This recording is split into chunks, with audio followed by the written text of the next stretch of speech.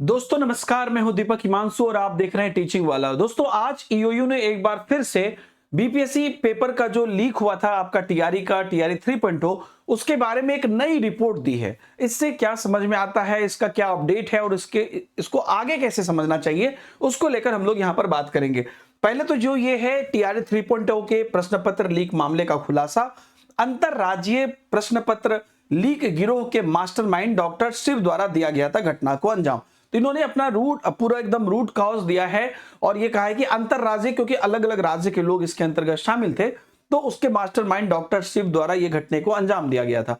तो क्या कहा गया है कि उल्लेखनीय है कि दिनांक 15 मार्च 2024 को आयोजित बीपीएससी शिक्षक भर्ती परीक्षा के चरण 3 यानी कि टीआरई 3.0 में पेपर लीक में जो ईओयू है आर्थिक अपराधी इकाई बिहार पटना द्वारा गठित विशेष टीम द्वारा जांच के क्रम में दिनांक 14 मार्च 2024 को पटना एवं 15 मार्च 2024 को हजारीबाग में छापेमारी की गई थी, जिसमें पेपर लीक में संबंधित अभियुक्त एवं अभ्यर्थियों सहित कुल 266 की जो है गिरफ्तारी की गई थी। इसके संबंध में ये धारा लगाई गई थी।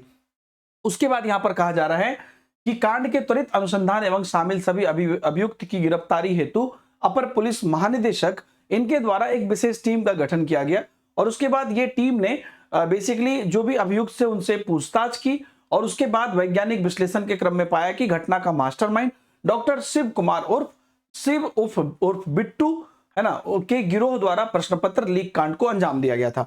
तत्काल कई टीम को इन गिरफ्तारी हेतु निर्देश दिया गया। डॉक्टर शिव पूर्व में भी 2017 में नीट यूजी के प्रश्न पत्र लीक कांड का अभियुक्त रहा है। इस संबंध में पत्रकार नगर थाना दिस में वो दर्ज है और इसके अंतर्गत यह लगातार कई महत्वपूर्ण सरकारी संस्थान की प्रतियोगिता परीक्षा में प्रश्न पत्र लीक के कांडों को अंजाम देता आ रहा है। इसी वर्ष राज्य उत्तर प्रदेश पुलिस भर्ती परीक्षा के प्रश्न पत्र लीक के कांड में भी इन दोनों की संलिप्तता जो यहाँ पर पाई गई है ना। इसमें शुभम मंडल का भी नाम आ रहा है।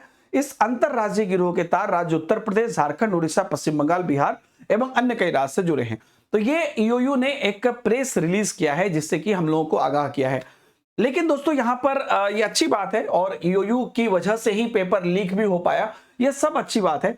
और यहाँ पर अब ये बात आती है कि ये जो दो लोगों का नाम सामने आ रहा है या जो एक मेजर लोगों का नाम सामने आ रहा है, लेकिन इसके अलावा जो लोग लगभग 250-300 लोग जो हजारीबाग से गिरफ्तार हुए थे और इसके बीच में जो लोग गिरफ्तार हुए वो लोग कहाँ हैं और उन लोगों के सूत्र कहां से बंधे हैं, क्या इसका कोई राजनीतिक संबंध है या कैसे ये चीजें जुड़ी हुई है, इसको भी खंगालना बहुत जरूरी है। क्योंकि हमें यह भी सुनिश्चित करना है कि हमारे छात्र अभ्यर्थी जिन्होंने हजारों रुपए खर्च करके सब लोग परीक्षा देने गए थे वो दोबारा परीक्षा देने जाएंगे। सरकार तो उस पैसे को रिफंड नहीं कर रही है, लेकिन दोबारा पेपर लीक ना हो इस चीज के सुनिश्चितता के लिए जड़ से उखाड़ना पड़ेगा। देखिए ठीक है, अच्छी बात है, एक मास्टरमाइंड पकड़ा जा रहा है, लेकिन उसके तार कहां तक हैं। पहले कुछ नेताओं ने भी कहा था कि नहीं प्रश्न पत्र तो लीक नहीं हुआ है, तो ये सब चीज भी आपको याद होगा। तो आखिरकार क्यों ऐसा कहा था, क्या ऐसे ही अनजाने में कह दिया था या वो जो चीज है उसके तार कहां तक जुड़े हैं, इन सभी चीजों को क्लियर करना है। और टीआरई 3.0 का जो री एग्जाम है जो 10 तारीख से होने वाला है, उसकी दोबारा जो प्रिंटिंग प्रेस की बात थी वो कहां तक है, उस प्रिंटिंग प्रेस में जो लगातार बीच में हम लोगों ने अलग अलग न्यूज देखा था वो सब लोगों की संलिप्तता कहां तक है और उसकी जड़ कहां तक है, उसे भी जरूर खंगालना चाहिए।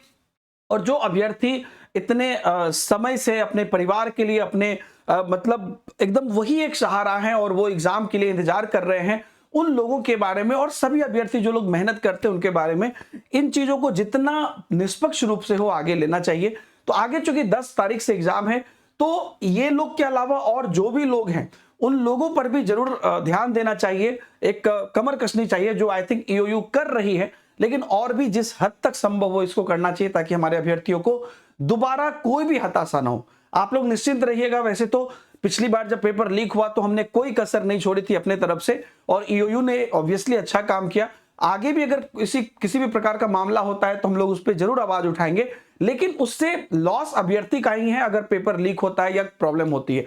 तो उस तरह का कोई प्रॉब्लम ना हो, हम चाहेंगे कि इसका पूरा कड़ाई हो। और अभ्यर्थी आप सभी लोगों से मैं एक ही बात कहना चाहूंगा कि जो इधर का है आप लोग उसके लिए निश्चिंत रहिए। अगर कुछ भी होगा या आपको कुछ पता चलता है तो उसके लिए हम लोग साथ हैं। लेकिन आप ये बस मानिए कि आपको एक सीट चाहिए। अगर रिजल्ट निकलता है तो आपको एक सीट चाहिए और आपकी नौकरी है। एक बार आप देखिए जितने लाखों लोगों की नौकरी लग गई है वो नौकरी कर रहे हैं, जो सही है, जो गलत है वो तो पकड़ा के फिर से भी बाहर हो रहे हैं, लेकिन जो सही है वो नौकरी कर रहे हैं। तो आपको बस एक सीट चाहिए, इसलिए आप लोग अपना मेहनत करते रहिए। और ये अच्छी बात है कि EOU आज भी चुप नहीं है और लगातार चीजें कर रही है।